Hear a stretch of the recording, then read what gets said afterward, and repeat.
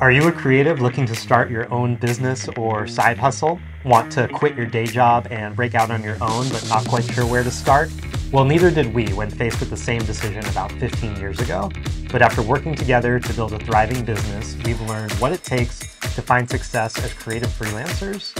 In this class, we'll be sharing our top tips for starting your own creative business. We're DKNG. We're a design and illustration studio based in California. I'm Dan Colkin. This is Nathan Goldman. And we've had the amazing opportunity to work with some pretty incredible clients, like packaging design for Heinz and Cliff Bar, to working with bands and festivals like Dave Matthews Band and Bonnaroo, to movie studios like Disney and Marvel.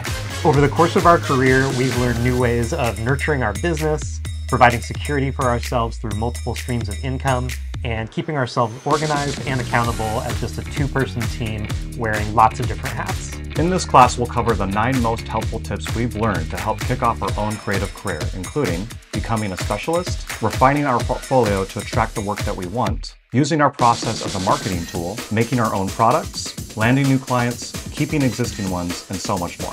If there's one thing we hope you take away from this class, it's a clear sense of how to take the next steps in getting your creative practice off the ground or elevating the freelance career that you already have in motion. So if you're curious about striking out on your own, or you've already started your freelance career and want to level up your creative practice, this class will cover our most helpful advice to keeping the business side of your creative venture healthy. We hope to see you in class.